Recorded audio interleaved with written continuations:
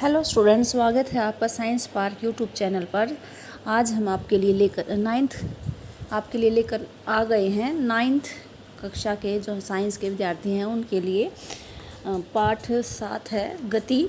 उसके पाठ्य पुस्तक के और अभ्यास के प्रश्नोत्तर का सॉल्व करेंगे। चलिए स्टार्ट करते हैं।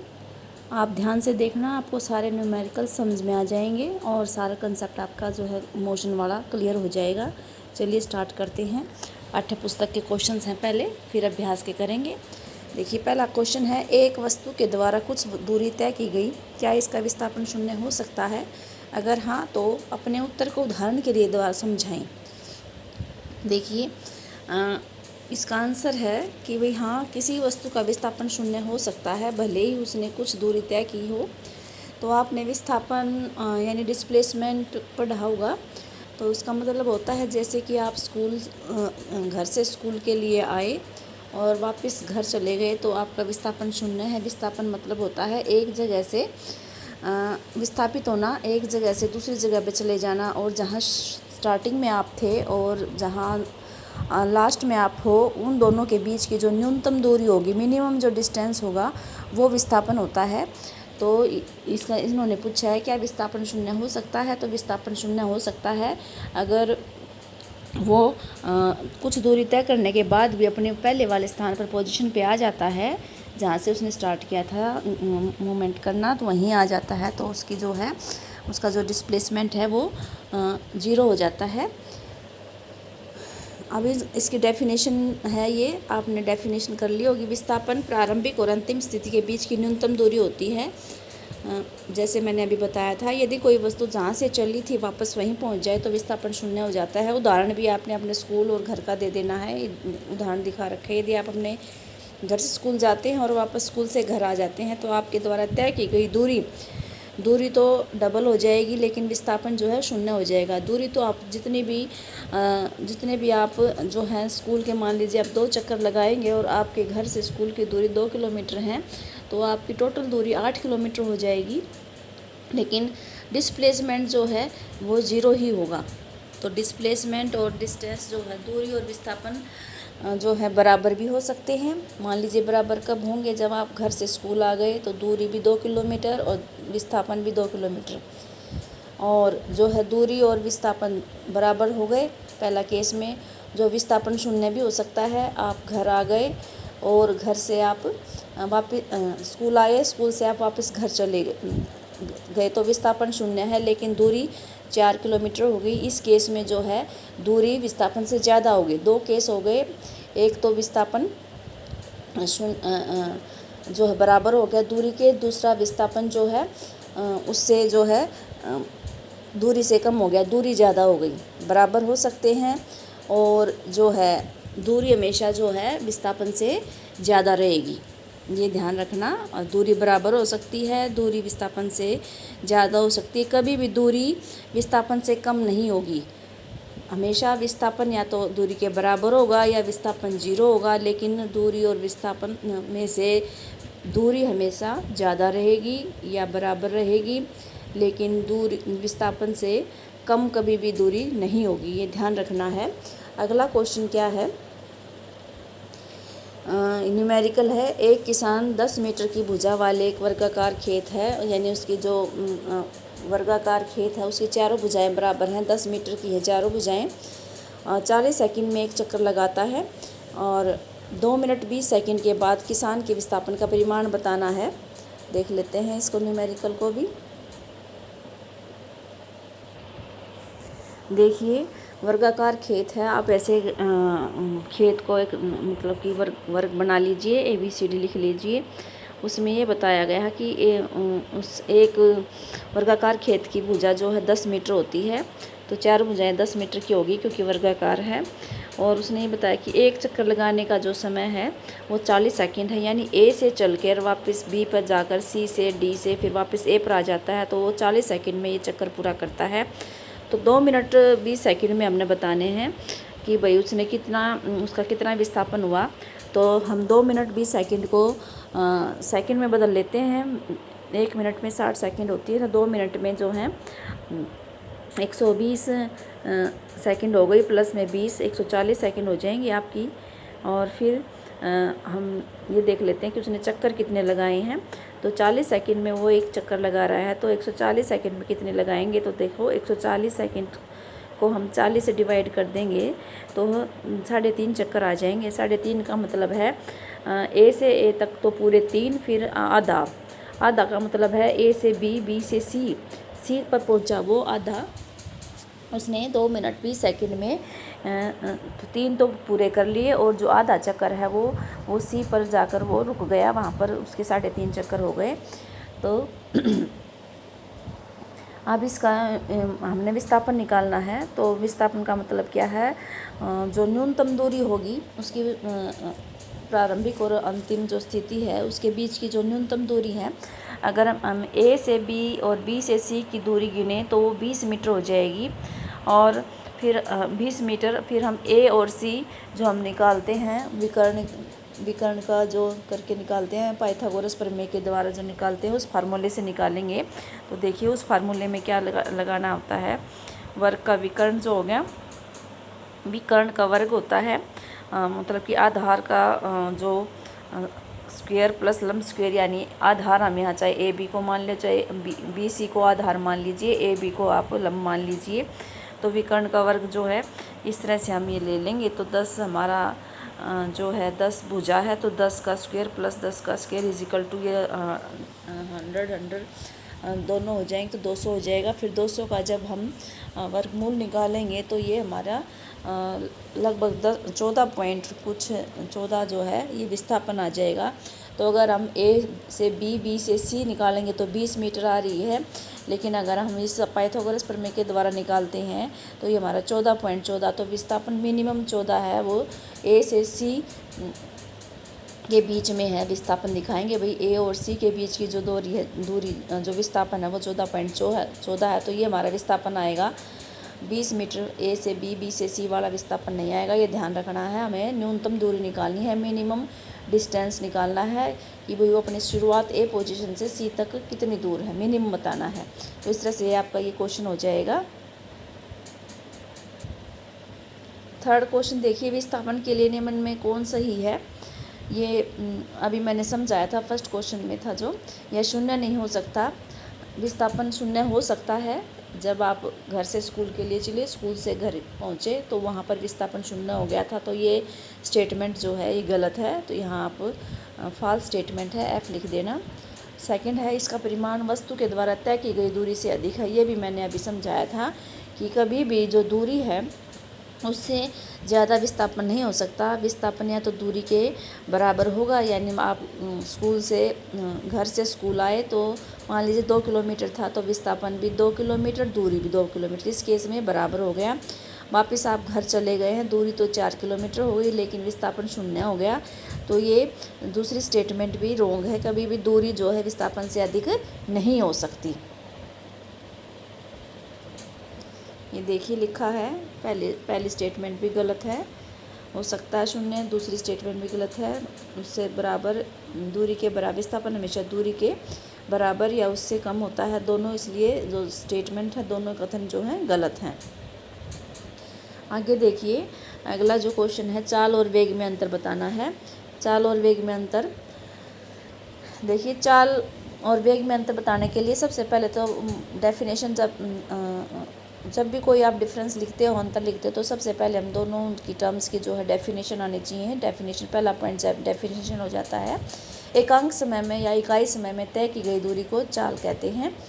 और वेग क्या होता है, एकांक समय में हुआ विस्थापन वेग कहलाता है। बस चाल और वेग में ये अंतर है, चाल में तो हम डिस्टेंस लेते हैं, दूरी लेते हैं, और वेग में विस्थापन लेते हैं, और सब कुछ सेम होता है इनका, बस थोड़ी सी चाल जो है एक अदिश राशि होती है, इसमें हम मैग्नीट्यूड ही काउंट करते हैं, परिमाण लेते हैं, दिशा इसमें नहीं लेते चाल में। और वेग में जो है इसमें दिशा भी और दूसरी क्या होती है, मैग्नीट्यूड, दोनों लेते हैं, इसलिए ये वेक्टर क्वांटिटी है। वेग, वेलोसिटी, वेक्टर क्वांटिटी तो सदिश बोलते हैं हिंदी में। और यह एक अदिश राशि है, यह मतलब कि स्केलर क्वांटिटी है। स्केलर क्वांटिटी यानी कि इसमें सिर्फ दिशा नहीं ली जाती, इसमें सिर्फ मैग्नीट्यूड लेते हैं, दिशा पे डिपेंड नहीं होती चाल। तीसरा है जो है चाल हमेशा धनात्मक होती है, और जो वेलोसिटी होती है, वेग होता है, वो धनात्मक भी हो सकता है, ऋणात्मक भी हो सकता है, शून्य भी हो सकता है। विस्थापन देखो हमने अभी पढ़ा था, विस्थापन शून्य भी हो सकता है, इसलिए जो वेलोसिटी है वो शून्य भी हो सकती है और माइनस भी हो सकता है, और जो है प्लस भी हो सकता है। तो इस तरह से आप ये इसका डिफरेंस बता देना। अगला क्वेश्चन क्या है, किस अवस्था में किसी वस्तु के औसत वेग का परिमाण उसकी औसत चाल के बराबर होगा। देखो ये क्वेश्चन दोबारा पूछा गया है कि औसत वेग और औसत चाल कब बराबर होगी।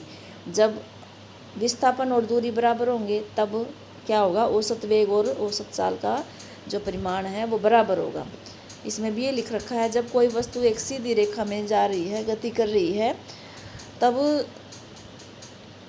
उसका विस्थापन और जो तय की गई दूरी होती है वो बराबर होती है। तो हमें देखना है कि विस्थापन और तय की गई दूरी कब बराबर हो सकती है। जब कोई भी वस्तु है वो सीधी रेखा में चलती है तो दूरी और विस्थापन बराबर हो सकते हैं।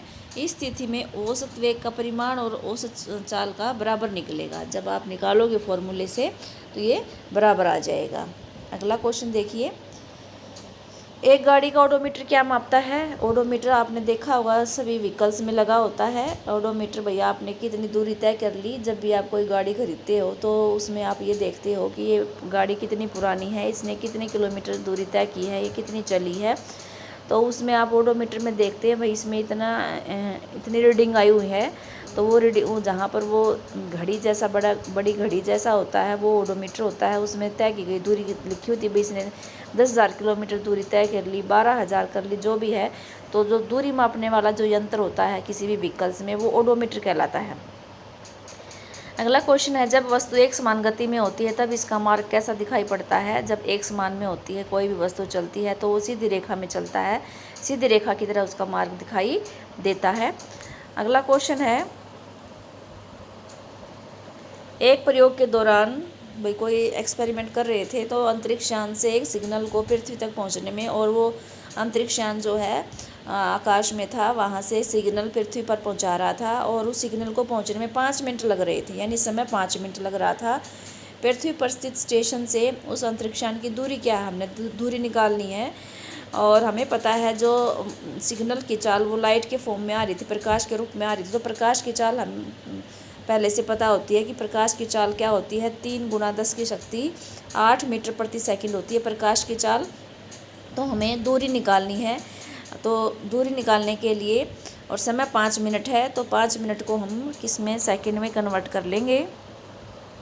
देखो समय 5 मिनट दे रखा है, 5 मिनट को हम सेकंड में कन्वर्ट कर लेंगे। सेकंड 5 × 60 करके 300 सेकंड आ जाएगा। और सिग्नल की चाल दे ही रखी है 3 × 10 की शक्ति 8 मीटर प्रति सेकंड। और सूत्र है चाल बराबर दूरी बटे समय, ये तुम्हें सूत्र पता ही है। इससे आप दूरी का सूत्र निकाल लीजिए। दूरी का फार्मूला क्या हो जाएगा, चाल गुना समय हो जाएगा। और फिर चाल कितनी दे रखी, 3 × 10 की शक्ति 8 मीटर प्रति सेकंड है। और समय कितना दे रखा, गुना कर दीजिए समय से 300 सेकंड। यहाँ 3 और 300 की गुना कर ली, 900 आ गया। गुना 10 की शक्ति 8 मीटर प्रति सेकंड। अब देखिए 9 की जो है को हम 9 × 10 की शक्ति 2 भी कर सकते हैं, इसलिए 9 गुना और वो 2 जो शक्ति है उसकी 8 शक्ति में जुड़ जाएगी। तो 9 × 10 की शक्ति 10 मीटर हो जाएगा। जो बच्चा बिल्कुल ही मतलब मैथ में कमज़ोर है उसके लिए मैं बहुत अच्छे से आपको समझा रही हूँ कि ये 10 की शक्ति 10 कैसे आ गया, तो आपको ये अच्छे से आ जाएगा। तो ये इस तरह से ये जो दूरी तय की है उसने सिग्नल ने, वो 9 × 10 की शक्ति 10 मीटर दूरी तय की है। इस तरह से हम दूरी निकाल सकते हैं। अगला क्वेश्चन देखिए, आप किसी वस्तु के बारे में कब कहेंगे कि वह एक समान त्वरण से गति में है, या दूसरा है भाग वह असमान त्वरण से गति में है। देखिए वह एक समान त्वरण से हम कब कहेंगे, जब एक वस्तु सीधी रेखा में चलती है और उसका वेग समान समांतराल में समान रूप से बढ़ता या घटता है। यानी कोई कार है, कोई बाइक है, वो सीधा सीधा चल रहा है और उसका वेग जो है वो मान लीजिए शुरू वाले 10 मिनट में वो 10 किलोमीटर प्रति घंटा की चाल से चल रहा था। अगले 10 मिनट में वो बढ़ गया, यानी कि 10 मिनट में 15 किलोमीटर हो गया। अगले 10 में वो घट गया, वो 8 किलोमीटर प्रति घंटा हो गया। यानी समय समान है। समय तो समान है, 10 सेकंड में उसकी जो दूरी है वो समान रूप से बढ़ता या घटता है। यानी कि हर एक 10 सेकंड में जो है वो 10 किलोमीटर की दूरी तय कर रहा है, तो उसे हम क्या कहेंगे, एक समान त्वरण कहेंगे। जैसे मुक्त रूप से गिरती हुई कोई वस्तु, ऊपर से कोई वस्तु गिर रही है तो उसको हम कहेंगे कि वो एक समान त्वरण में है। जैसे मैंने अभी बताया कि पहले 10 मिनट में वो जो है 10 किलोमीटर प्रति घंटा चल रहा है, अगले 10 मिनट में जो है वो 10 किलोमीटर प्रति घंटा ही चलेगा, तो एक समान त्वरण ऐसे हो जाएगा। और घटना है तो मान लीजिए पहले 10 मिनट में वो 10 किलोमीटर चला था और अगले 10 मिनट में भी उसकी जो है वो वेग कम हो जाएगा। इस तरह से मतलब समान समांतराल है और समान रूप से वो उसका वेग जो है घट बढ़ रहा है, तभी हम उसको कहेंगे कि वो एक समान त्वरण से है। मतलब कि समय भी समान रहेगा और जो उसका वेग है वो भी समान रहेगा, समान रूप से घटेगा बढ़ेगा। ज़्यादा मतलब मैग्नीट्यूड में, परिमाण में ज़्यादा मतलब डिफरेंस नहीं आएगा। जो हमारा समय है वो भी सेम है और जो उसका वेग घट बढ़ रहा है वो भी समान है। असमान त्वरण में देखिए, जब वस्तु के वेग में परिवर्तन की दर समान समांतराल में भिन्न भिन्न होती है, मतलब कि टाइम तो मान लीजिए 10 मिनट लिया, लेकिन उसमें जो उसका वेग है वो कभी 5 किलोमीटर घट रहा है, कभी 5 किलोमीटर कभी 6 किलोमीटर हो जा रहा है, कभी 10 किलोमीटर हो रहा है, ऐसे हो रहा है, तो उसको असमान त्वरण से कहेंगे। जैसे कि भीड़ भाड़ वाली सड़क पर चलती कार, मान लीजिए भीड़ में कोई कार चल रही है, भीड़ में तो उसको ब्रेक लगा लगा के चलना पड़ेगा। कभी तो पहले 10 मिनट में वो 10 किलोमीटर की वेग से चल रहा है, किलोमीटर प्रति घंटा के वेग से चल रहा है, अगले 10 मिनट में मान लीजिए वो 2 किलोमीटर प्रति घंटा के चाल से वेग से चले, तो इस तरह से उसका वेग तो समय तो समान रहा, लेकिन वेग अलग अलग हो गया, घट भी गया बढ़ गया, समान नहीं रहा। इसलिए ये इसको हम क्या कहेंगे, असमान त्वरण से कहेंगे, गति में है। भीड़ भाड़ वाले इलाके में कोई भी व्हीकल चल रहा है या हम पैदल चल रहे हैं तो हमारी स्पीड जो गति है वो कम घट कभी कम हो रही है, कभी ज़्यादा हो रही है।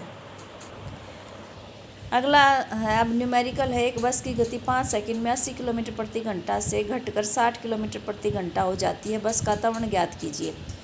देखिए यहाँ न्यूमेरिकल में आप समझ लिए, टाइम जो है 5 सेकंड है और जो स्टार्टिंग में जो थी वो प्रारंभिक वेग होता है वो 80 किलोमीटर प्रति घंटा है, इनिशियल वेलोसिटी जो है।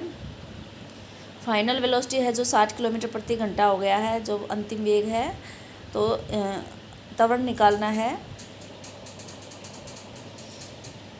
यू दे रखा है 80 किलोमीटर प्रति घंटा, हमें इसको सबसे पहले मीटर प्रति सेकंड में बदलना पड़ेगा। मीटर प्रति सेकंड में बदलने के लिए 80 किलोमीटर है, 80 को 1000 से गुना कीजिए और घंटे को सेकंड में बदलने के लिए 60 गुना 60 से मल्टीप्लाई करिए और देखो इस ये करिए तो ये देखो 80 गुना 1000 बटे 60 गुना 60 है। तो ये 20 60 कट गया 20 से, 20 दिया 60, 80 को काटते 20 चौके 80, फिर 20 दिया 60 हो गया और ना 20 से नहीं कटेगा, 20 दिया एक जीरो से जीरो काट दी तो 1000 में से एक जीरो और 60 की एक जीरो कट गई तो ऊपर 100 बच गया, नीचे 6 बच गया। तो इसको 2 से काटा, 2 दिया 6 और 4 को भी 2 से काट दिया तो 100 दूनी 200 बटा 9 हमारा जो है प्रारंभिक वेग आ गया। 200 बटा 9 मीटर प्रति सेकंड प्रारंभिक वेग आ गया। अंतिम वेग को भी ऐसे ही हम कन्वर्ट कर लेंगे, जहाँ 80 लिखा वहाँ आप 60 लिख देंगे तो ये हमारा 150 बटे 9 आ जाएगा। इस तरह से काट आपको मीटर प्रति सेकंड में बदलना आना चाहिए। तो ये 150 बटा 9 मीटर प्रति सेकंड, इसको हम पॉइंट्स में इस तरह निकाल भी सकते हैं, 16.67 और ऊपर वाला जो 22.22 मीटर प्रति सेकंड आया है। समय दे रखा है 5 सेकंड में ही और हमें जो है इसका सूत्र, त्वरण का सूत्र आना चाहिए। त्वरण बराबर प्रारंभिक वेग माइनस में अंतिम वेग माइनस में प्रारंभिक वेग बटे समय में लिया गया जो भी समय है। तो यहाँ पर जब हमने निकाल लिया तो हमारा अंतिम वेग क्या है 16.67 और प्रारंभिक वेग जो है माइनस 22.22, यानी कि हमारा जो अंतिम वेग था वो कम था और प्रारंभिक वेग वो ज़्यादा था। यानी शुरू में उसकी जो कार का जो वेग था वो शुरू में ज़्यादा था, बाद में कम हो गया, यानी कि माइनस ऋणात्मक त्वरण हो गया है, तो ये माइनस में आया, -5.55 कुछ ऐसा आ गया है बटे 5। तो अब हम ये जो है -1.11 मीटर प्रति सेकंड स्क्वायर आ जाएगा। तो इस तरह से माइनस निशान क्या बताता है, मैंने अभी बताया कि वो उसका वेग कम हो गया है, तो उसको माइनस उसको दर्शा रहा है। तो इस तरह से आप ये न्यूमेरिकल कर सकते हैं। अगला क्वेश्चन देखिए, एक रेलगाड़ी स्टेशन से चलना शुरू करती है और एक समान त्वरण के साथ चलते हुए 10 मिनट में 40 किलोमीटर प्रति घंटा की चाल प्राप्त करती है। यानी कि स्टार्टिंग में स्टेशन पे खड़ी थी, तो इसका मतलब उसका प्रारंभिक वेग 0 है और एक समान त्वरण से चल रही है 10 मिनट। टाइम जो हो गया हमारा 10 मिनट है, और जो अंतिम वेग हो गया, फाइनल वेलोसिटी होगी वो 40 किलोमीटर प्रति घंटा है। तो ऐसे ही जैसे दूसरा क्वेश्चन किया है, वैसे ही हमने तीसरा क्वेश्चन भी एक्सेलरेशन निकालनी है। देखिए, इनिशियल वेलोसिटी प्रारंभिक वेग है वो 0 मीटर प्रति सेकंड हो गया, क्योंकि वो स्टेशन पे रेल खड़ी थी। फाइनल वेलोसिटी जो अंतिम वेग है वो 40 किलोमीटर प्रति घंटा है। इसको भी हमने मीटर प्रति सेकंड में कन्वर्ट कर लेना है। तो ये अप्रोक्स 11.11 आ गया है मीटर प्रति सेकंड। समय को भी मिनट में दे रखा है, तो हम उसको सेकंड में कन्वर्ट कर लेंगे, तो ये 600 सेकंड आ जाएगा। फिर हम त्वरण का फार्मूला लगा लेंगे, A = V - U/T। अब यहाँ देखिए, यहाँ जो है प्रारंभिक वेग कम है और वो अंतिम वेग बढ़ गया था। 11.11 में से 0 घटेगी तो 11.11 ही रह जाएगा, और उसको 600 से जब आप डिवाइड करेंगे तो लगभग 0.0185 मीटर प्रति सेकंड स्क्वायर आ जाएगा। ये प्लस में आया है क्योंकि अंतिम वेग ज़्यादा है, प्रारंभिक वेग कम है। ये धनात्मक में आया है, यानी कि शुरू में कम था वेग और बाद में बढ़ गया। तो इस तरह से ये आंसर इसका आ जाएगा। अगला क्वेश्चन है, किसी वस्तु के एक समान व असमान गति के लिए समय दूरी ग्राफ की प्रकृति क्या होती है। एक समान गति, इसके लिए दूरी समय ग्राफ एक सीधी रेखा होती है जो समय अक्ष के साथ झुकी होती है।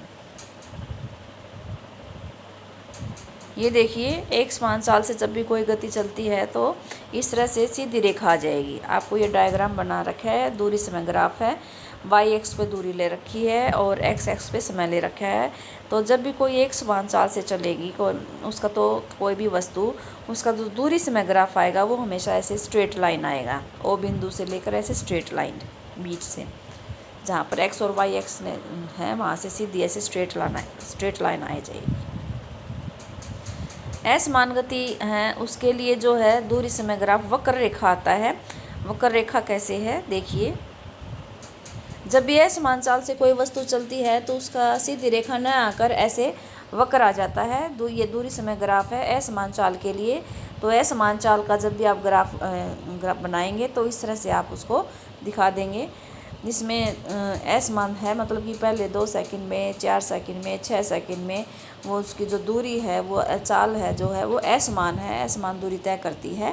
तो इसलिए इसका जो ग्राफ आएगा वो वक्र आ जाएगा। सेकंड क्वेश्चन क्या है, किसी वस्तु की गति के विषय में आप क्या कह सकते हैं जिसका दूरी समय ग्राफ समय अक्ष के समानांतर एक सरल रेखा में है। इसका मतलब ये क्या कह रहे हैं, इसका भी हमने दूरी समय ग्राफ बनाना है, लेकिन ये कह रहे हैं कि समय अक्ष के समानांतर सरल रेखा है, यानी कि समय तो बढ़ता जा रहा है लेकिन जो वस्तु है उसकी गति में मतलब उसकी स्थिति में कोई परिवर्तन नहीं हो रहा है, वो जहाँ थी वहीं है। तो और जो उसका ग्राफ आया है वो समय अक्ष के समानांतर आया है। इसका मतलब वो वस्तु जो है विराम अवस्था में है। कार है, बाइक जो भी हो, एक ही जगह खड़ी है, समय तो बीतता जा रहा है लेकिन उसने कोई दूरी तय नहीं की है। इसलिए ये जो है जो ग्राफ आया है वो मुख्य अक्ष के जो है समय अक्ष के समानांतर आया है। देखिए, देखते हैं कैसे, ये इसमें दिखा रखा है। यदि दूरी समय ग्राफ समय अक्ष के समानांतर एक सरल रेखा में है तो इसका मतलब है कि समय बीतने के साथ वस्तु की स्थिति में कोई परिवर्तन नहीं हो रहा है, तो वस्तु विराम अवस्था में है। इसका ग्राफ देखिए, समय नीचे दे रखा है और ये दूरी दिखा रखा है, दूरी समय ग्राफ है यहाँ समय जो है आप मिनट में घंटे में भी लगा सकते हैं। 0 मिनट में भी जो है वो 5 किलोमीटर पे ही खड़ी थी जो भी वस्तु है। 2 मिनट पे भी वो उतने पे ही है, 4 पे भी है, 6 पे भी 5 किलोमीटर पे ही है, 8 पे भी 10 किलोमीटर पे भी। तो ये जो ग्रीन लाइन दिखा रखी है, हरी रेखा जो दिखा रखी है, समय अक्ष के समानांतर है। और यहाँ दूरी समय ग्राफ है। दूरी समय ग्राफ में इसका मतलब उसने कोई दूरी तय नहीं की, ये समय तो बीतता चला गया, लेकिन वो जो भी साधन है, व्हीकल है, वो एक जगह ही खड़ा है। तो इस तरह से इसका जो है ये जब वस्तु विराम अवस्था में है और कोई दूरी तय नहीं कर रहा है तो ये उसका समय अक्ष के समानांतर आती है ये रेखा। तो आप इसको ऐसे कर सकते हैं। अगला क्वेश्चन देखिए, किसी वस्तु की गति के विषय में आप क्या कह सकते हैं जिसका चाल समय ग्राफ समय अक्ष के समानांतर एक सरल रेखा हो। देखो यहाँ ध्यान रखना है, सेकंड क्वेश्चन में था दूरी समय ग्राफ और वो समय अक्ष के समानांतर एक सरल रेखा होती है उस वस्तु की। यहाँ ध्यान देना है, यहाँ है चाल समय ग्राफ और इसमें भी जो है वो समय अक्ष के समानांतर ही है। तो यहाँ थोड़ा डिफरेंस है, वहाँ दूरी है तो दूरी 0 है, वस्तु चल नहीं रही है तो वो दूरी समय ग्राफ में वो वस्तु खड़ी है। लेकिन चाल समय ग्राफ में क्या है, जब चाल जो है किसी भी कार की, किसी भी वस्तु की वो एक समान हो, यानी मान लीजिए 40 किलोमीटर प्रति घंटा है, वो 10 मिनट पहले भी 40 किलोमीटर प्रति घंटा चल रही थी, अगले 10 मिनट में भी 40 प्रति किलोमीटर घंटा चल रही है, वो उसकी 40 किलोमीटर प्रति घंटा से ना वो ऊपर जाता ना नीचे जाता। तो वो इस अवस्था में भी जो उसकी जो है उसका जो ग्राफ है वो समान मुख्य समय एक्स के जो है समय एक्स के समानांतर आ जाएगा। देखिए कैसे ये दे रखा है इसमें, यदि चाल समय ग्राफ समय एक्स के समानांतर एक सरल रेखा है तो इसका अर्थ है कि समय के साथ वस्तु की चाल में कोई बदलाव नहीं हुआ, चाल में कोई बदलाव नहीं आया। और दूरी समय ग्राफ में क्या था, उसकी स्थिति में कोई बदलाव नहीं हुआ, वो जहाँ थी वहाँ थी। चाल समय में ग्राफ में चाल में बदलाव नहीं हुआ, इसलिए इसको हम क्या कहेंगे, एक समान चाल से वो गति कर रही है। इसका ग्राफ देखते हैं। देखिए ये ग्राफ दिखा रखा है, ये घंटे में समय दिखा रखा है 1 2 3 4 और वेग दिखा रहा है किलोमीटर प्रति घंटा में। ये देखिए उसका जो वेग है वो 40 किलोमीटर प्रति घंटा है। जब वो शुरू में चला, जब 40 था, 1 घंटे में भी वो 40 की चाल से चल रहा है, दूसरे घंटे में भी, तीसरे घंटे में भी, चौथे घंटे में भी। तो ये ध्यान रखना है, यहाँ वस्तु कार चल रही है, यहाँ एक जगह खड़ी नहीं है, बस वो समान वेग से चल रही है, इतना ध्यान रखना है। ये वेग समय ग्राफ था, तो यहाँ कंफ्यूज नहीं होना है बच्चे को। चाल समय ग्राफ में जो है ये उसकी चाल समान रहती है, समय के साथ बदलती नहीं है। और दूरी समय ग्राफ में समय बीतने के साथ वस्तु वहीं खड़ी है, वो कोई भी दूरी तय नहीं कर रही होती। थोड़ा हाँ ये ध्यान से करना है।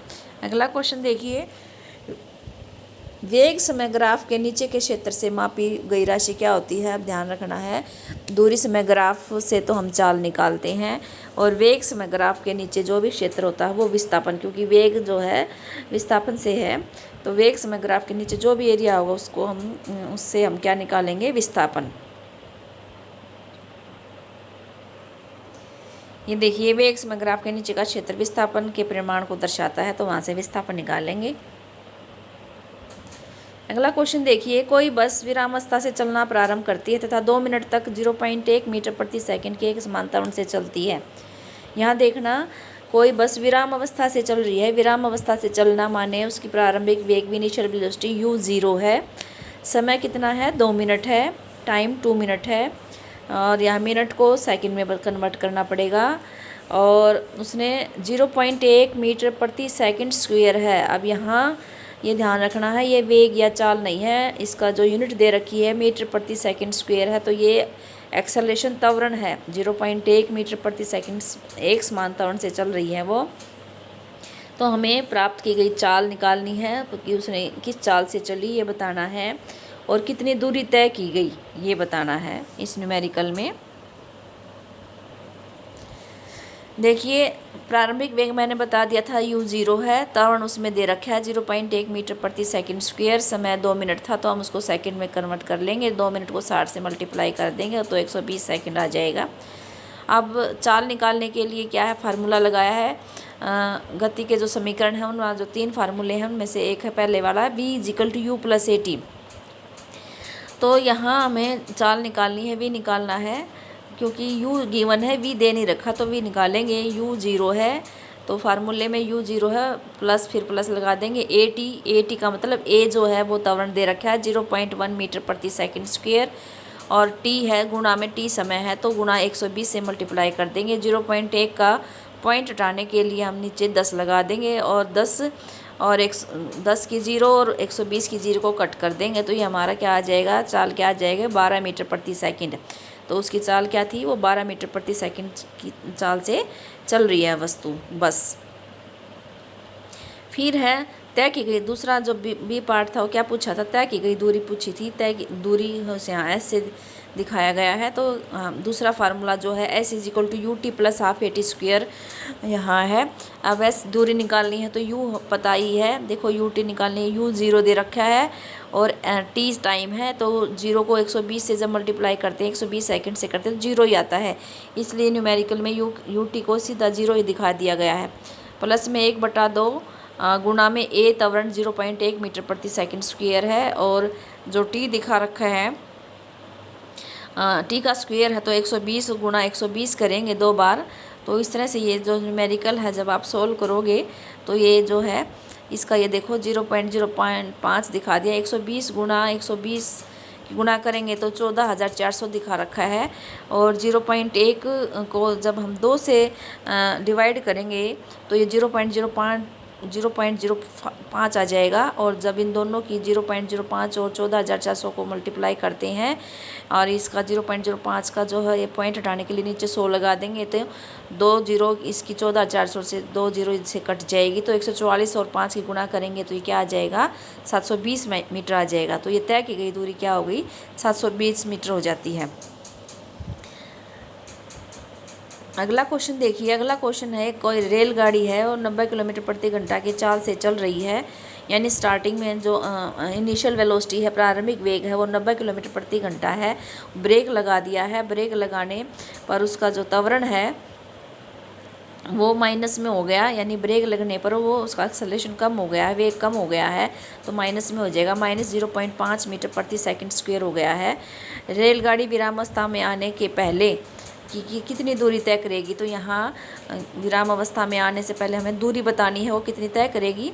चल देखते हैं, रेलगाड़ी की दूरी दे रखी है यू, हमने देख लिया था 90 किलोमीटर प्रति घंटा, इसको मीटर प्रति सेकंड में बदल लेंगे तो 25 मीटर प्रति सेकंड आ जाएगा। अंतिम वेग अब वो रेस्ट में लेके आना, तो अंतिम वेग भी 0 हो जाएगा, और ए दे रखा माइनस में -0.5 मीटर प्रति सेकंड स्क्वायर। अब इसमें कौन सा तीसरा जो गति का समीकरण का तीसरा नियम है, वो तीसरा फार्मूला है वो लगाना है, v² - u² = 2as, और यहाँ दूरी निकालनी है तो s को हम आगे ले आएंगे, s = v² - u²/2, ये हमारा फार्मूला हो जाएगा। फिर इसमें v² जो दे रखा है वो 0 है, 0 का स्क्वायर हो जाएगा, माइनस जो 25 है u है वो 25 दे रखा है, इनिशियल वेलोसिटी जो है वो 25 है, उसका स्क्वायर हो जाएगा, बटे में 2 है, और माइनस गुणा में a है -0.5। तो देखो 0 का मतलब 0 ही हो गया, माइनस में 25 की 25 से गुणा करेंगे तो ये 625 आ जाएगा, -625, क्योंकि जो है ये माइनस में बीच में तो इसलिए माइनस आ जाएगा, और जब हमने -5 की 2 से मल्टीप्लिकेशन करते तो ये -1 आ जाएगा, तो माइनस से माइनस कट जाएगा, और ये जो है सेकंड स्क्वायर से सेकंड स्क्वायर कट जाएगा, 1 मीटर से 1 मीटर, तो 625 मीटर इसका आंसर आ जाएगा। ये इस तरह से आप इस न्यूमेरिकल को सॉल्व कर सकते हैं। अगला क्वेश्चन देखिए, एक ट्रॉली एक आनत तल पर 2 मीटर पर सेकंड स्क्वायर के त्वरण से नीचे आ रही है। आनत तल होता है, स्लोप होता है, तो ऊपर से उसका जो एक्सेलरेशन है, त्वरण है वो ए जो है वो 2 मीटर प्रति सेकंड स्क्वायर है। ये गति प्रारंभ करने के 3 सेकंड के पश्चात उसका वेग ज्ञात करना है। समय टाइम 3 सेकंड हो गया। चलो देखते हैं ये क्या। ट्रॉली का वेग है, यानी कि ऊपर से नीचे आ रही है, तो शुरू में तो वो रेस्ट में थी, विराम अवस्था में थी, इसलिए u 0 है, और a दे ही रखा है 2 मीटर प्रति सेकंड स्क्वायर है, यानी कि प्लस में है, उसका जो है त्वरण बढ़ गया है 0 से, तो प्लस में है। t जो है 3 सेकंड है, समय 3 सेकंड है, तो इसमें वेग ज्ञात करना है, इसके लिए फार्मूला लगा लेंगे, v = u + at। u जो दे रखा है वो 0 है, तो u 0 हो जाएगा, प्लस a दे रखा है 2 मीटर प्रति सेकंड स्क्वायर, तो ये हो जाएगा, और गुना में टी दे रखा है 3 सेकंड, तो इसमें जो है 1 सेकंड से 1 सेकंड कट जाएगा, तो 1 सेकंड रह जाएगा, तो 2 तिया 6 मीटर प्रति सेकंड, ये इसका आंसर आ जाएगा। अगला क्वेश्चन देखिए चौथा, एक रेसिंग कार का एक समान त्वरण 4 मीटर प्रति सेकंड स्क्वायर है, यानी कार है उसका त्वरण दिखा दिया, ए दिखा दिया। गति प्रारंभ करने के 10 सेकंड पश्चात वह कितनी दूरी तय करेगा, तो 10 सेकंड उसकी दूरी बतानी है, देखते हैं। रेसिंग कार है, यू 0 है, ए हमारा 4 मीटर प्रति सेकंड स्क्वायर हो गया, टी 10 सेकंड है, तो यहाँ दूरी बतानी है। सवाल ऊपर जैसा ही है लेकिन उसमें वेग बताना था, इसमें दूरी बतानी है। दूरी बताने के लिए S is equal to U T plus half A T square हम इसमें लगा लेंगे। यू दे रखा है 0 और टी दे रखा है 10 सेकंड, यू और टी दोनों की मल्टीप्लाई करेंगे तो ये 0 ही हो जाएगा, प्लस हाफ है, गुना में ए हमारा 4 है, 4 मीटर प्रति सेकंड स्क्वायर, और टी हमारा 10 है, तो 10 गुना 10 100 हो जाएगा, तो 4 को 2 से काट देंगे तो 2 आ जाएगा, और 10 की 10 से गुना कर देंगे तो 100, 2 गुना 100 200 मीटर आ जाएगा। तो इस तरह से क्वेश्चन सोल्व हो जाएगा। अगला क्वेश्चन देखिए, किसी पत्थर को ऊर्ध्वाधर ऊपर की ओर 5 मीटर प्रति सेकंड के वेग से फेंका जाता है। पत्थर को नीचे से ऊपर फेंक रहे हैं, ऊर्ध्वाधर होता है वर्टिकल, ऊर्ध्वाधर वर्टिकल होता है, नीचे से ऊपर की ओर फेंक रहे हैं। यदि गति के दौरान पत्थर का नीचे की ओर दिष्ट त्वरण 10 मीटर प्रति सेकंड स्क्वायर है, तो पत्थर के द्वारा कितनी ऊंचाई प्राप्त की गई तथा उसे वहां पहुंचने में कितना समय लगेगा। देखो ऊपर फेंका गया और फिर वो नीचे की ओर आया गया, ऊपर गया तो उसका जो वेग था 5 मीटर प्रति सेकंड है, जब वो नीचे आ रहा तो त्वरण बता रखा है 10 मीटर प्रति सेकंड स्क्वायर, तो ऊंचाई यानी उसने कितनी दूरी तय की और वहाँ से उसका टाइम, दो चीज़ें बतानी है, ऊंचाई बतानी है यानी हाइट यानी दूरी, और दूसरा टाइम कितना लगा। देखिए पत्थर की ऊंचाई और समय, जब हमने ऊपर फेंका था तो उसका जो इनिशियल वेलोसिटी थी, प्रारंभिक वेग था 5 मीटर प्रति सेकंड था, और अधिकतम ऊंचाई पर जो है v0 हो जाएगा, v0 लेंगे, और ये दे रखा है जब ऊपर गया था तो वो -10 मीटर प्रति सेकंड स्क्वायर है, तो माइनस में लेंगे, ऊपर जा रहा है, तो ऊंचाई क्या है, ऊंचाई ज्ञात करने के लिए फार्मूला लगाएंगे, v square is equal to v square minus U square is equal to 2as। तो s निकालने के लिए हम s आगे ले आएंगे, तो v square minus U square upon 2a ऐसे भी लिख सकते हो आप फार्मूला। तो v स्क्वायर कितना है हमारा, v है 5 उसकी हो जाएगा, और u है हमारा 0, तो 25 में से 0 गया तो 25 बच जाएगा, 25 हमारा जो है 25 मीटर पर सेकंड जो है वो हो जाएगा, और बटे में हमारा 2a था, 2 हमारा गुणा में जो है 10 है, -10 है, तो ये क्या हो गया 20 सेकंड हो गया, -20 सेकंड हो गया, तो ये क्या आ जाएगा हमारा s बराबर 25/20 आ जाएगा। तो ये 1.525 जब इसको मल्टीप्लाई करोगे तो 1.25 मीटर आ जाएगा। समय कैसे ज्ञात करोगे, v बराबर u प्लस AT,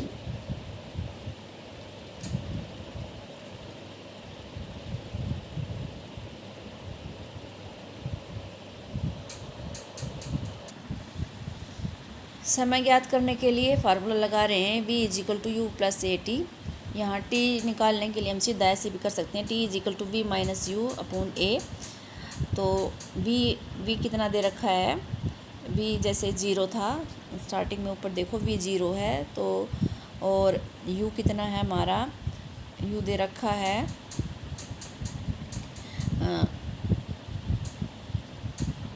5 दे रखा है, -5, और बटे में जो है a है वो -10 है, तो ये -5 बटे -10 हो गया, माइनस से माइनस कट जाएगा, तो हमारा जो आंसर है वो 5 को 10 से भाग करोगे तो 0.5 सेकंड आ जाएगा। 0.5 सेकंड में उसने दूरी तय की है। अब हमारे जो है अभ्यास के क्वेश्चन स्टार्ट हो गए हैं, पाठ्य पुस्तक के कंप्लीट हो गए हैं। तो अभ्यास का पहला क्वेश्चन है, एक एथलीट बढ़ते रास्ते जिसका व्यास 200 मीटर है का एक चक्कर 40 सेकंड में लगाता है। अब देखो रास्ता गोल है, वृत्त है, जिसका व्यास 200 मीटर है, और 40 सेकंड में लगाता है। यानी ये बिल्कुल सेम वैसा ही क्वेश्चन है जब किसान ने का जो खेत था वो वर्गाकार था और उसकी भुजा थी 10 मीटर। इसमें जो है वो भी 40 सेकंड में एक चक्कर लगा रहा था। यहाँ भी ये 40 सेकंड में एक चक्कर लगा रहा है और 2 मिनट 20 सेकंड के बाद दूरी तय करेगा और उसका विस्थापन क्या होगा, दो चीज़ बतानी है। यहाँ रास्ता कैसा है, वृत्ताकार है, वहाँ रास्ता कैसा था, वर्गाकार था। तो देखते हैं, देखो कैसे निकलेगा इस क्वेश्चन। देखिए, एथलीट का वृत्तीय पथ हम सर्कल बना लेंगे, सर्कल में भी दिखा देंगे भाई ये हमारा जो है व्यास है, डायमीटर है, 200 मीटर है। तो इसमें व्यास डी 200 मीटर है। अगर त्रिज्या आपको पता ही है, त्रिज्या कैसे निकालते हैं, व्यास को 2 से भाग कर देते हैं तो यानी हाफ हो जाता है, 100 मीटर हो जाएगा। समय दे रखा है 2 मिनट 20 सेकंड, इसको हम सेकंड में कन्वर्ट कर लेंगे तो 140 सेकंड आ जाएगा। और दूरी कैसी है, 40 सेकंड में वो एक चक्कर लगाता है तो 140 सेकंड में कितने चक्कर लगाएगा, 3.5 चक्कर। ये बिल्कुल वैसा ही है जो हमारा वो क्वेश्चन था। लेकिन यहाँ जो फार्मूला दूरी निकालने का जो फार्मूला लगेगा वो v बराबर 2πr, यानी हमें उसके परिमाप निकालना है तो उसके लिए 2 = 2πr वाला फार्मूला लगाएंगे। तो जो और ये चक्कर कितने हैं, 3.5, तो इसको 3.5 चक्कर से भी मल्टीप्लाई स्टार्टिंग में ही कर लेंगे। 3.5 चक्कर है गुणा 2, पाई की वैल्यू होती 22/7 गुणा में 100। जब आप इसको सोल्व करोगे तो ये इस तरह से आ जाएगा। जो 7 नीचे है उससे 35 कट जाएगा, 5 यानी 10 पॉइंट हटाने के लिए 3.5 का नीचे 10 लगा लो, 100 की 0 से वो 0 कट जाएगी। तो 7 पंजे 35, 5 की 2 से मल्टीप्लाई करोगे 10 और इधर 10 बच गया था, 10 और 10 100 और ये 22 और 100 की गुणा करोगे तो 2200 मीटर। ऐसे दूरी कितनी आ गई, 2200 मीटर। अब क्या निकालना है, विस्थापन। विस्थापन देखिए 3.5 चक्कर के बाद मान लीजिए वो यहाँ 200 मीटर जहाँ हमने लिख रखा है, यहाँ ए से स्टार्ट हुआ, 3 चक्कर पूरे, तो वो उसके ठीक सामने आ जाएगा। ठीक सामने आने पर क्या होगा, तो वहाँ पर जहाँ स्टार्टिंग था वहाँ तक का जो व्यास है वो 200 मीटर है, तो 200 मीटर इसका आंसर आ जाएगा। अगर हम कैसे पता चलेगा कि ये मिनिमम है, और जो अगर हम पूरा आधे व्यास का, आधे वृत्त का अगर वो निकालते हैं, परिमाप निकालते हैं तो 2200 का आधा हो जाएगा। 2200 का आधा कितना होता है, 1100 मीटर। और उसके ठीक सामने है और तो उसकी दूरी व्यास के बराबर 200 मीटर, तो वो 1100 मीटर या 200 मीटर। तो हमने न्यूनतम जो देखना है, न्यूनतम दूरी देखनी है विस्थापन के लिए, हमेशा ध्यान रखना है। तो न्यूनतम दूरी हो जाएगी 200 मीटर। तो इस तरह से ये क्वेश्चन सोल्व हो जाएगा। देखिए दूसरा क्वेश्चन है, इसमें बता रखा है 300 मीटर सीधे रास्ते पर जोसेफ जॉगिंग करता हुआ 2 मिनट 50 सेकंड में एक सिरे ए से बी तक पहुंचता है। यानी सीधा रोड है, वो ए से बी तक चला गया, उसने 2 मिनट 50 सेकंड लिए, लेकिन वापस आ गया, वो बी से वापस घूमा, वहाँ से घूमा तो 100 मीटर पीछे बीच में सी बिंदु था, वहाँ तक रुक गया। और तो हमने जोसेफ की औसत चाल बतानी और औसत वेग सिरे ए से बी तक और सिरे ए से सी तक। चलो देखते हैं। देखिए पहले यहाँ पे रास्ता है वो जो जोसेफ ने की थी, उसका रास्ता को ड्रॉ कर लेना, एक सीधी लाइन बना लेना। ए से बी की दूरी हमने 300 मीटर दिखानी है और बीच में सी बिंदु है, बी और सी बिंदु के बीच में 100 मीटर डिस्टेंस है, तो सी जो ए से और सी की दूरी 200 मीटर हो गई और सी और बी के बीच में 100 मीटर का जो है फासला है। तो देख लीजिए ये दिखा रखा है, सिरे ए से बी तक हमने निकालनी है औसत चाल। सिरे ए से बी तक देखेंगे, ए से बी तक जो है कुल दूरी हो गई हमारी 300 मीटर और समय 2 मिनट 50 सेकंड है, उसको आप सेकंड में बदलना, 60 दूनी 120 और 50 170 सेकंड हो गई। जब इसको आप सॉल्व करोगे, कैलकुलेट करके निकालोगे तो ये लगभग 1.76 मीटर प्रति सेकंड आ गया। अब औसत वेग देखिए ए और बी के बीच में, क्योंकि दूरी और यहाँ विस्थापन सेम है, दूरी भी 300 मीटर है और विस्थापन भी सेम है, तो यहाँ औसत चाल और औसत वेग एक समान आ जाएगा। देखो ये उसमें पाठ्य पुस्तक में क्वेश्चन भी था कि औसत चाल और औसत वेग कब समान होंगे। देखो जब उन्होंने दूरी और विस्थापन उनका समान होगा तब उनका औसत चाल और औसत वेग समान होगा। ये देखिए 300 मीटर है, दोनों चीज़ें, चाल भी औसत हो गई 300 दूरी भी 300 मीटर हो गई, विस्थापन भी 300 मीटर हो गई, तो दोनों में औसत चाल और औसत वेग समान आ गया। सिरे ए से सी तक की निकालेंगे। सिरे ए से सी तक निकालने के लिए जब हम औसत चाल निकालेंगे तो औसत चाल में दूरी देखते हैं। पहले ए से बी तक गया 300 हो गई, फिर बी से सी पर आया तो वहाँ से जो है कितनी दूरी हो गई, दूरी हो गई उसकी 400 मीटर दूरी कुल हो गई। और समय इसमें समय 2 मिनट 50 सेकंड, तो 170 सेकंड तो वो है ही, फिर 1 मिनट और लिया उन्होंने, यानी कि 3 मिनट 50 सेकंड हो गई। 3 मिनट का मतलब है 60 या 180 और 50 230 सेकंड हो गई। औसत 230 सेकंड औसत चाल तो हो गया। औसत चाल के लिए कुल दूरी होगी 400 मीटर और समय हो गया 230। जब हम इसको ऐसे डिवाइड करेंगे तो 1.74 मीटर पर सेकंड आ गया। अब विस्थापन के लिए देखिए, विस्थापन का मतलब है जो न्यूनतम दूरी होती है, ए से चला था तो ए से और सी और के बीच में न्यूनतम दूरी कितनी है, 200 मीटर। ठीक है, तो स्टार्टिंग पॉइंट से देखना हमने, स्टार्टिंग पॉइंट ए था तो ए से सी के बीच में 200 मीटर है, तो यहाँ विस्थापन 200 मीटर लेंगे तो कुल विस्थापन 200 और बटे में समय 230, क्योंकि वो 1 मिनट 3 मिनट 50 मिनट में वहाँ सी तक पहुँचे हैं तो 230 हो जाएगा। तो इसमें औसत वेग कितना आ गया, 0.87 मीटर पर सेकंड। तो थोड़ा ध्यान से, बिल्कुल इजी क्वेश्चन है। तो औसत चाल का फार्मूला भी लिख लेना आप। औसत चाल का फार्मूला होता है कि भाई कुल तय की गई दूरी बटे कुल लिया गया समय, और औसत वेग में कुल तय किया गया विस्थापन बटे में कुल लिया गया समय। इस तरह से इनका आपने फार्मूला भी लिखना है। अगला क्वेश्चन देखिए, थर्ड क्वेश्चन है, अब्दुल गाड़ी से स्कूल जाने के क्रम में औसत चाल को 20 किलोमीटर प्रति घंटा पाता है। यानी कि जब वो गाड़ी से स्कूल गया तो उसकी औसत चाल थी 20 किलोमीटर प्रति घंटा, और जब वापस लौटा तो वहाँ पर मतलब भीड़ कम थी, सुबह तो भीड़ ज़्यादा थी तो उसकी औसत चाल 20 किलोमीटर प्रति घंटा हो गई। लेकिन जब वापसी में आया तो भीड़ कम थी तो उसकी औसत चाल बढ़ गई, 40 किलोमीटर प्रति घंटा हो गई। तो उसकी पूरी यात्रा में उसकी औसत चाल निकालनी है, यानी जाते समय और आते समय उसकी औसत चाल क्या थी वो निकालना है। देखिए, हमने दूरी इसमें दे नहीं रखी तो दूरी को मानना पड़ेगा। मान लीजिए दूरी, स्कूल की दूरी, घर से स्कूल की दूरी d है और जाने का समय भी नहीं दे रखा इन्होंने। जाने का समय हम t1 जाने का समय निकालने के लिए कैसे निकालेंगे, चाल बराबर, क्या फार्मूला होता है, चाल बराबर दूरी बटे समय। ठीक है, यहाँ सिर्फ चाल दे रखी है और दूरी को हमने d मान लिया है, तो t निकाल लेंगे। t1 हमारा हो जाएगा d बटा, यानी दूरी बटे चाल। चाल है 20 किलोमीटर प्रति घंटा, तो चाल हो गई 20। इसी तरह हम t2 निकाल लेंगे। दूरी उतनी है, d है, लेकिन चाल बदल गई है, चाल हो गई 40। तो ये हमारा समय आ गया t1 t2। समय दे नहीं रखा, दूरी दे नहीं रखी, तो दूरी को तो हमने d मान लिया है और समय को ऐसे फार्मूले से निकाल लिया है। तो औसत चाल का क्या करते हैं, कुल दूरी बटे कुल समय। कुल दूरी हमारी d जमा d 2d हो गई है, और समय हमारा d बटा 20 प्लस d बटा 40, इन दोनों को जोड़ोगे तो आपको 3d बटे 40 मिल जाएगा। 3d बटा 40 है, 3d तो नीचे रह जाएगा, गुणा में 40 ऊपर चला जाएगा, तो d से d कट जाएगा और 40 दूनी 80 बटा 3 रह जाएगा। तो ये हमारी औसत चाल कितनी आ गई, 26.67। यानी कि जाते हुए, ये स्कूल जाते हुए तो उसकी 20 किलोमीटर प्रति घंटा थी और आते हुए 40 किलोमीटर प्रति घंटा थी, तो दोनों यात्रा का हमें निकालना था, तो वो 26.67 किलोमीटर प्रति घंटा आया। तो इस तरह से आप ये सवाल कर सकते हैं।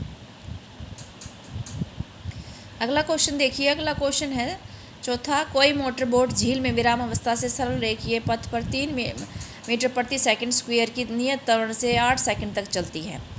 विराम अवस्था है, विराम अवस्था का मतलब इनिशियल वेलोसिटी जो होती है, प्रारंभिक जो वेग होता है वो 0 होता है और सरल सीधी रेखा पर चल रहे हैं, और त्वरण कितना है, a बराबर 3 मीटर प्रति सेकंड स्क्वायर त्वरण है। समय दे रखा t 8 सेकंड।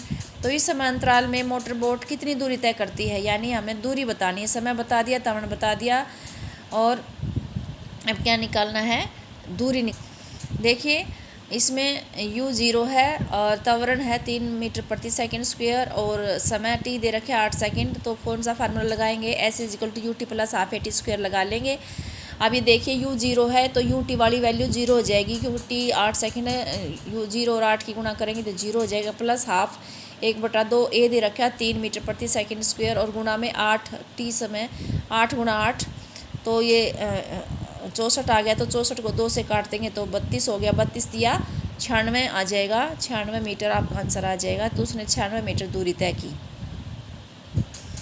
अगला क्वेश्चन देख लेते हैं। अगला क्वेश्चन है, किसी गाड़ी का चालक 52 किलोमीटर प्रति घंटा की गति से चल रही कार में ब्रेक लगाता है, यानी उसकी जो इनिशियल वेलोसिटी है, प्रारंभिक वेग है वो 52 किलोमीटर प्रति घंटा है, वो ब्रेक लगा देता है, और ब्रेक लगाने के बाद कार विपरीत दिशा में एक समान दर से त्वरित होती है। ब्रेक लगाने के मतलब पीछे हो गई वो ब्रेक से। कार 5 सेकंड में रुक जाती है, यानी कि v हमारी 0 होगी, t 5 सेकंड हो गया। दूसरा चालक 30 किलोमीटर प्रति घंटा की गति से चलती हुई दूसरी कार पर धीमे धीमे ब्रेक लगाता है, यानी 2 कार जा रही हैं, दोनों की अलग अलग इनिशियल वेलोसिटी है, पहले वाले की 52 है, दूसरे वाले की 30 है। दूसरा भी ब्रेक लगाता है लेकिन वो धीरे धीरे लगाता है, वो उसकी गाड़ी 10 सेकंड में रुक जाती है, यानी v उसकी 10 सेकंड में हो जाती है। एक ही ग्राफ पेपर पर दोनों कारों के लिए चाल समय ग्राफ बनाना है। हमने क्या बनाना है? चाल समय ग्राफ। ब्रेक लगाने के पश्चात दोनों में से कौन सी कार अधिक दूरी तय करेगी। फिर हमें बताना है कि ब्रेक लग गए तो किसने ज़्यादा ब्रेक लगाने के बाद बताना है कि किसने ज़्यादा दूरी तय की, 5 सेकंड वाले ने, पहले वाले ने, या दूसरे वाले ने। चलिए देखते हैं। क्वेश्चन करने के लिए सबसे पहले हमें क्वेश्चन समझना ज़रूरी होता है। तो पहली कार जो थी उसका U1 लगा लेते हैं, 52 किलोमीटर प्रति घंटा है, इसको मीटर प्रति सेकंड में आप कन्वर्ट कर लेना। फिर अंतिम चाल जो दे रखी है V1 मान लेते हैं, और 0 मीटर प्रति सेकंड, क्योंकि रुकना है उसको, t हो गया 5 सेकंड हो गया। दूसरी कार के लिए 30 किलोमीटर प्रति घंटा, इसको भी हमने मीटर प्रति सेकंड है, तो क्या करना है, इसको मीटर प्रति सेकंड में बदल लेना है। 8.33 मीटर प्रति सेकंड है। अंतिम चाल क्योंकि कार रुक जाती है तो V2 क्या है, 0 मीटर प्रति सेकंड है, तो समय कितना है, 10 सेकंड है।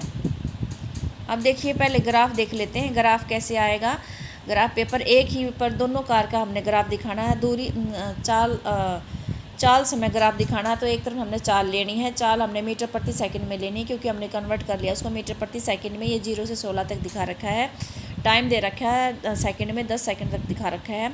तो जो ये नीला वाला है ये कार एक के लिए है, 52 किलोमीटर प्रति घंटा दिखा रखा है इन्होंने 52। तो जो कन्वर्ट करने के बाद आया है वो क्या आया है ये देख लेते हैं। इसको 14.44 मीटर प्रति सेकंड आया कन्वर्ट करने के बाद। तो यहाँ 14.4 देखो ऊपर दिखा रखा है, इस पे वाई एक्सेस पे देखिए 14.4 पे नीली रेखा स्टार्ट हो रही है। तो उसने ब्रेक लगाए हैं, उसने ब्रेक लगाने में कितना समय लिया है, ब्रेक लगाने में 5 सेकंड लगाया है। तो हम इस 5 सेकंड नीचे समय पर 5 सेकंड देखेंगे कहाँ पर है, तो वहाँ से लेकर यहाँ तक इसको रेखा को खींच देंगे। ऐसे हम कार 2 के लिए ग्राफ बनाएंगे। कार 2 ने जो है दूरी, वो जो चाल है वो कितनी है, 8.33 है, और समय 10 सेकंड है। तो देखिए 8.33 हम कहाँ देखेंगे, वाई एक्स पे देखेंगे जहाँ हमने चाल दिखा रखी है। तो 8.33 यहाँ से लेकर, और समय कितना है, 10 सेकंड। तो ऐसे हम इसको ग्राफ को ऐसे रेखा को खींच देंगे तो ये हमारा ग्राफ तैयार हो जाएगा। अब उसमें दिखा रखा, अगला क्वेश्चन क्या था कि किसने जो है तय दूरी की है, गणना करनी है, दूरी तय करेंगे, बाद में बताएंगे किसने ज़्यादा समय लिया, किसने कम लिया।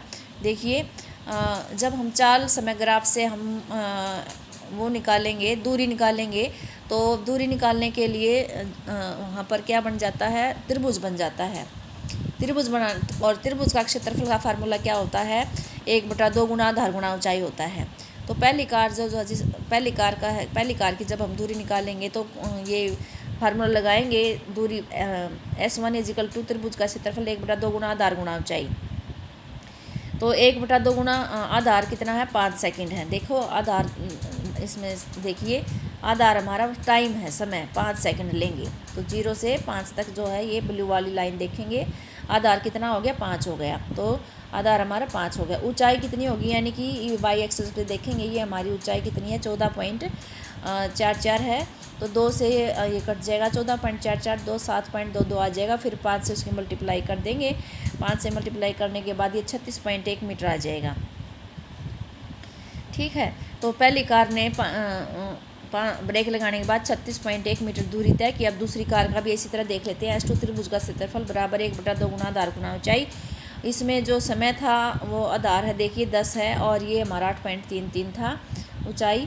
तो ये इस तरह से ले लेंगे और 2 से 10 को काट देंगे, 2 से 5 आ जाएगा, 5 को फिर 8.33 से मल्टीप्लाई कर देंगे तो 41.65। यानी कि ये देखिए किसने दूरी तय की, ज़्यादा की है, दूसरी कार ने की है। उसने 41.65 मीटर दूरी तय की है 10 सेकंड, क्योंकि इसका समय ज़्यादा था। ठीक है, इस तरह से ये क्वेश्चन सोल्व हो गया है हमारा। अब ये छठा क्वेश्चन देखिए, ये ग्राफ का है, ग्राफ वाला है। इसमें 3 वस्तु लगा लो, 3 कार लगा लो, कुछ भी लगा लीजिए। ABC दिखा रखी हैं, दूरी समय ग्राफ है। अब इसमें ध्यान देना, दूरी समय ग्राफ है। ग्राफ का अध्ययन करके हमें निम्न प्रश्न है उनके उत्तर देने हैं। पहले ग्राफ को अच्छे से देखिए, नीचे समय दे रखा है, घंटे में दे रखा है 0.4 घंटा, 0.8 घंटा, 1.2 घंटा, 1.6 घंटा। इधर दे रखी है दूरी, ये दे रखी है किलोमीटर में 0, 4, 8, 12। आप ध्यान से देखिए, जो A वस्तु है वो चली है लगभग बीच में से, यानी 4 और 8 का बीच कितना हो गया, बीच में 4 है, तो ये 6 के आसपास है, 6 पॉइंट कुछ है से उसने दूरी स्टार्ट की है। ठीक है, और 1.6 समय तक आगे तक निकल गई है ये। फिर दूरी देखो, B ने देखो, B चला है 0 से ही, यानी कि वो B की कार 0 पे थी, उसने कोई दूरी तय नहीं की थी, और वो 1.2 यानी कि 1.4 या 3 कुछ ऐसा है से वहाँ भी इतने समय में उसने ये दूरी तय की है। फिर देखिए C वाला ग्राफ देखिए, C वाला ग्राफ थोड़ा ऊपर था, लगभग 2 किलोमीटर के आसपास था, और उसने की है 1 पॉइंट थोड़ा सा ज़्यादा समय लिया है B से, मतलब ज़्यादा समय लिया, A से कम लिया है। तो ये देखिए, ये तीनों ग्राफ हैं। जो A ग्राफ की वाली लाइन है वो B को भी काट रहा है और C को भी काट रहा है। B वाला और जो यानी कि ये, और नीचे देखो BC ग्राफ आपस में काट रहे हैं। ये यहाँ ग्राफ में देखो, तीनों ग्राफ एक दूसरे को नहीं काट रहे, तीनों की जो लाइनें हैं वो एक दूसरे को नहीं काट, लेकिन दो A B से भी काट रहा है और A C के साथ भी, इसी तरह B A C के साथ भी और B C के साथ भी ये काट रहे हैं, लेकिन तीनों एक साथ एक बिंदु पर कहीं नहीं काट रहे हैं। तो इस ग्राफ को देखते हुए हमें कुछ सवालों के जवाब देने हैं। वो चलो सवाल देखते हैं क्या है। पहला सवाल है, तीनों में से कौन सबसे तेज़ गति से गतिमान है। अब हम ग्राफ को देखकर कैसे बताएं कि तीन कौन सबसे तेज़ दौड़ रहा, मतलब चल रहा है। सबसे तीव्र गति ये कह रहे हैं कि B जो है सबसे तेज़ चल रहा है। हम कैसे ग्राफ को देखकर बताएंगे कि तेज़ चल रहा है। जिसका स्लोप जितना अधिक होगा, जिसका ढलान सबसे अधिक होगा, उसकी चाल सबसे अधिक। तो आपको स्लोप देखना है किसका ज़्यादा खड़ा स्लोप है। ग्राफ में वस्तु B की रेखा सबसे खड़ी है, यानी जो सबसे ज़्यादा खड़ी होती है उसकी चाल सबसे अधिक होती है। ये देखिए, जो B है उसकी A और C की तो थोड़ी तिरछी है, लेकिन जो B की जो रेखा है वो बिल्कुल खड़ी है। तो जो सबसे ज़्यादा खड़ी होती है उसका जो है वो गति उसकी ज़्यादा होती है। तो इससे आप ध्यान रखना, ये ऐसे आप जवाब दे देना। अगला क्वेश्चन क्या पूछा गया है, क्या ये तीनों किसी भी समय एक सड़क के एक ही बिंदु पर होंगे। नहीं, मैंने अभी बता दिया था, ये तीनों एक दूसरे को नहीं काट रहे हैं। जैसे मैंने ग्राफ में आपको बस समझाया था शुरू में ही कि ये तीनों रेखाएं एक दूसरे को कभी किसी एक बिंदु पर नहीं काट रही हैं, तो तीनों कभी भी एक साथ नहीं होंगे। तीनों वस्तुएं एक ही बिंदु पर तब होती जब तीनों की रेखाएं ग्राफ में किसी एक बिंदु पर आपस में प्रतिच्छेद करती, काटती, यानी एक दूसरे को एक साथ काटती। ग्राफ में रेखाएँ अलग अलग बिंदुओं पर दो दो करके काट रही हैं, तीनों एक साथ नहीं काट रही, इसलिए तीनों एक साथ नहीं होंगे। अगला क्वेश्चन देखिए, C वाला, जिस समय B A से गुजरती है, B A से गुजरती है उस समय C कितनी दूरी तय कर लेती है। देखिए, जब B A से गुजरती है तो C की दूरी बतानी है। तो ग्राफ में वह बिंदु देखना है जहाँ B और A की रेखाएं एक दूसरे को काटती हैं। उसी समय में नीचे वस्तु C की स्थिति को देखना है। देखिए, बी ए को काट रही है, ये 8 से ऊपर कुछ है, इससे ऊपर काटना। फिर हमने सी की स्थिति देखनी है कहाँ पर है, सी की स्थिति कहाँ पर है जब ये काट रहे हैं। बी और ए यहाँ पर देखना है, यहाँ काट रहे हैं बी और ए, ये है समय है 0.8 और 1.2 के आसपास है जहाँ ये काट रही है। वहाँ पर हमें सी की स्थिति देखनी है, सी कहाँ पर है। सी जो है इस समय पर है 8 से नीचे, सी है 8 से नीचे। जैसे अभी हमने ग्राफ देखा कि जो है सी प्रारंभ में 4 किलोमीटर शुरू होती है और इस समय तक वह लगभग 8 किलोमीटर के निशान पर पहुंचती है। चूँकि सी मूल बिंदु 0 के बजाय 4 किलोमीटर से चलना शुरू करती है, इसलिए उसकी जो वास्तविक दूरी हम बताएंगे वो 4 किलोमीटर होती है। लेकिन जब ये पूछा गया है कि बी ए से गुजरती है उस समय उसकी दूरी क्या थी, तो ये मान लीजिए लगभग 6.5 किलोमीटर के आसपास थी। डी क्वेश्चन पूछा गया, जिस समय बी सी से गुजरती है उस समय तक यह कितनी दूरी तय कर लेती है। बी सी से गुजरती है तो उस समय यह कितनी दूरी तय कर लेती है। देखिए, जिस समय बी सी से गुजरती है उस समय यह लगभग 9 किलोमीटर। हमें अभी ग्राफ देखेंगे, ग्राफ में वो बिंदु देखना जहाँ बी और सी की रेखा आपस में काटती हैं और वो लगभग 0.7 आवर के पास हैं। और फिर वाई एक्स को देखना है, वहाँ 8 किलोमीटर से थोड़ा ऊपर होगा तो 9 किलोमीटर है। तो क्योंकि मूल बिंदु 0 से स्टार्ट करेगा तो इसका जो आंसर आएगा वो 9 किलोमीटर ही आएगा। देखिए, बी और सी का बता रखा है, बी और सी देखो कहाँ काट रहे हैं। जब हम इस पॉइंट को इधर लेके आएंगे दूरी वाले पे तो ये लगभग 9 आ जाएगा। और ये कहाँ काट रहे हैं, ये 1.2 के आसपास है इधर नीचे, तो इसका आंसर जो है लगभग 9 किलोमीटर आ जाएगा।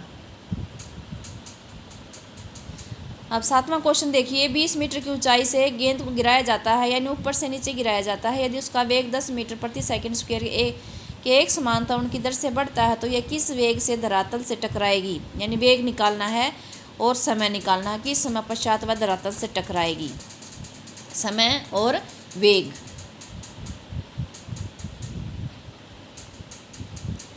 प्रारंभिक वेग दे रखा है 0 मीटर प्रति सेकंड, क्योंकि ऊपर से नीचे गिराया जा रहा है तो ऊपर उसका u 0 है और जो हाइट है डिस्टेंस है 20 मीटर ले लिया है। तो ए दे रखा है, त्वरण है।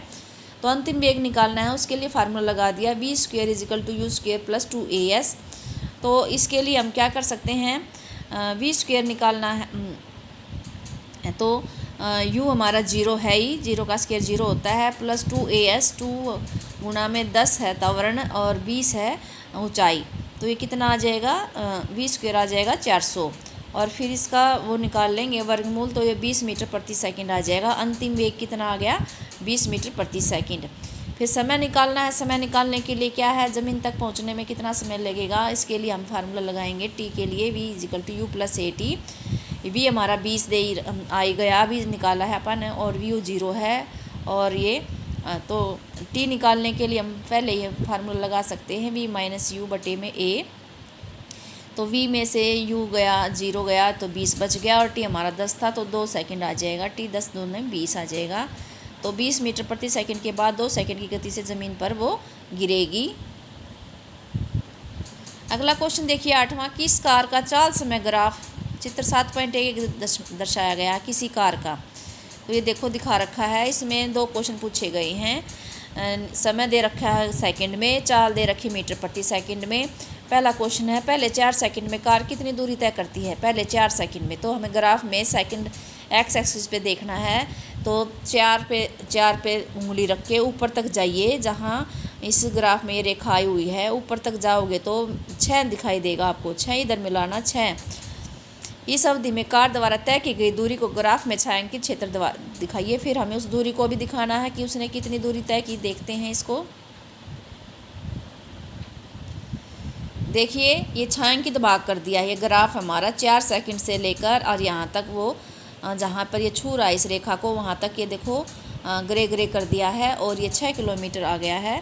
0 से 4 सेकंड के बीच में इसे को रेखांकित दिखा दिया गया है, और जो तय की गई दूरी है वो यही आ जाएगी। यानी लगभग 6 ग्राफ का वही सा जहाँ गति लगभग स्थिर एक सी तो यहाँ कितनी दूरी आ गई है, वो 6 मीटर आ गई है। तो इस तरह से हम इसको दिखा देंगे। अगला जो बी वाला भाग है वो क्या है, ग्राफ का कौन सा भाग कार की एक समान गति को दर्शाता है। देखो ग्राफ में देखने के बाद देखो एक समान गति है 6 सेकंड पे आई है। 6 सेकंड पे आने के बाद देखिए ग्राफ की रेखा बिल्कुल सीधी है, तो ये 6 सेकंड के बाद दिख रहा है। ग्राफ का वह हिस्सा जहाँ गति लगभग स्थिर एक सीधी क्षैतिज रेखा हो जाती है, वो लगभग 6 सेकंड के बाद है, वह एक समान गति को दर्शाता है। तो देखो ग्राफ वाले कितने अच्छे मतलब सिंपल क्वेश्चन है, देख कर ही आंसर देने हैं, बिल्कुल ईजी क्वेश्चन है। 9वां क्वेश्चन देखिए, निम्नलिखित में से कौन सी अवस्थाएं संभव है तथा प्रत्येक के लिए एक उदाहरण दें। कोई वस्तु जिसका त्वरण नियत हो परंतु वेग शून्य हो। इसकी देख लेते हैं कंडीशन क्या है। देखिए नियत त्वरण हो लेकिन वेग शून्य हो, ये कैसे संभव है। ये कह रहे हैं जब किसी गेंद को ऊपर की ओर फेंका जाता है तो उच्चतम बिंदु पर उसका वेग शून्य हो जाता है। ऊपर पहुंचने के बाद क्या हो गया, वेग शून्य, लेकिन त्वरण नीचे की ओर कार्य करता है, तो ये त्वरण हो गया और ऊपर पहुंचने पर उसका वेग शून्य हो गया। बी भाग है 9वें का, कोई त्वरित वस्तु एक समान चाल से गति कर रही हो। इसका भी ये भी संभव है। इसका उदाहरण है वृत्तीय गति, जो हमने एक समान वृत्तीय गति पढ़ा है, उसमें है उसकी वस्तु की चाल समान रहती है लेकिन दिशा बदलने के कारण वह त्वरित होती रहती है। यानी सर्कल में अगर कोई मोशन वृत्ताकार पथ पे कोई दौड़ लगा रहा है, कुछ कर रहा है, तो उसकी चाल तो समान रहती है लेकिन दिशा बदल रही है। दिशा बदलने के कारण हर एक बिंदु पर जो है दिशा बदल रही है, इसलिए दिशा बदलने के कारण वो त्वरित मानी जाएगी। सी देखिए, कोई वस्तु किसी निश्चित दिशा में गति कर रही है और त्वरण उसके लंबवत हो। ये भी संभव है। वृत्तीय गति में त्वरण केंद्र की ओर होता है जो वेग की दिशा के लंबवत होता है। यानी जब वृत्ताकार गति होती है तो क्या होता है, उसका जो त्वरण है वो केंद्र की तरफ जाता है, गोल गोल घूमता है, तो कहाँ जाएगा, केंद्र की तरफ, जो वेग की दिशा के लंबवत होता है।